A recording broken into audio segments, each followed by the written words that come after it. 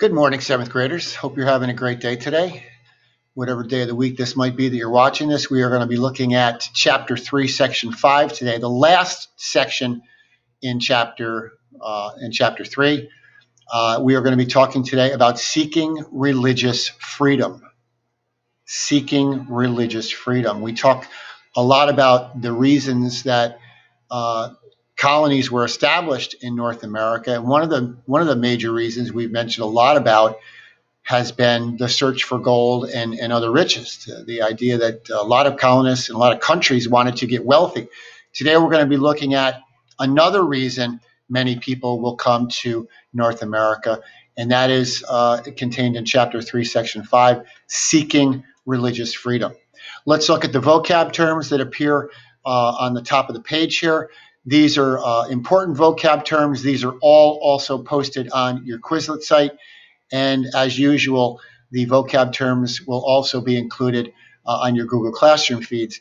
Let's look at one at a time here. The established church is the chosen religion of a particular country. The established church is the chosen or the primary religion of a country.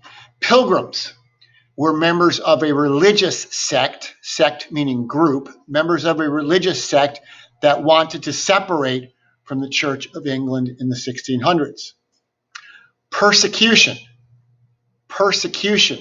is the mistreatment of punishment of people because of their beliefs. And when we're talking about this chapter, in this section, when we talk about persecution, we're going to be talking about the mistreatment of people primarily because of their religious beliefs.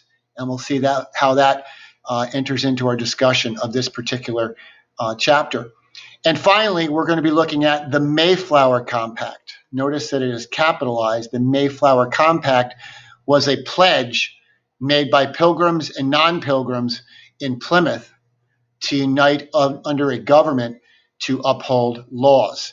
Again, real important. Let's reread that again. The Mayflower Compact was a pledge made by both pilgrims and non-pilgrims in Plymouth to unite under a government and to uphold laws.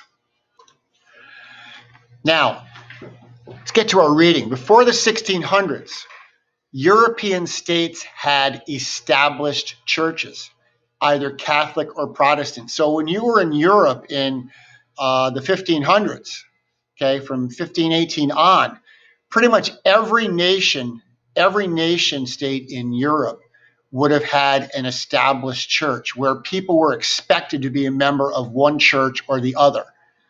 All people were expected to be a member of either the Roman Catholic Church or some Protestant church that had originally broken apart from the Catholic Church in the 1500s, in the early 1500s. So before the 1600s, European states had established churches, either Catholic or Protestant, and all citizens were expected to belong to them. Monarchs or kings believed that uniformity of religious practice was one important way to keep people under control. If you could control the religious beliefs of people, kings and monarchs believed that you would have an easier time of controlling people in general if you could control their religious beliefs. Now, for years, the Pilgrims were victims of persecution for their beliefs. Finally, in 1620, more than 100 pilgrims boarded the Mayflower. Notice the Mayflower is italicized. Okay, they boarded the Mayflower, which was a ship, and they bound the ship for North America in search of religious freedom. They were looking, as we're going to learn, they were looking for a place where they could practice their religion without being persecuted, without being punished for their religious beliefs. The Pilgrims had a charter or permission to settle in the Virginia colonies. The rough voyage, however, sent the Mayflower off course, and the Pilgrims landed in what is now Plymouth, Massachusetts. So they had a charter, they had permission to go to Virginia, actually where the Jamestown colony was established in 1607, but a pretty bad storm blew them off course, and they ended up landing off of Plymouth, Massachusetts. And by settling there, the Pilgrims realized that they would be violating the terms of the charter. As a solution, the Pilgrims wrote a framework or a blueprint of self-government that they called the Mayflower Compact.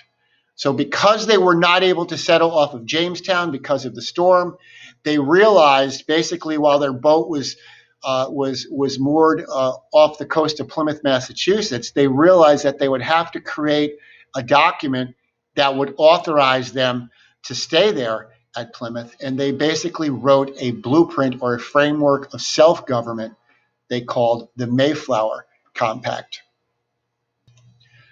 This spirit of cooperation was crucial to the survival of the colony. The fact that the people came together on board the Mayflower and created and signed this document shows the cooperation that existed between both pilgrims and non-pilgrims on board the Mayflower.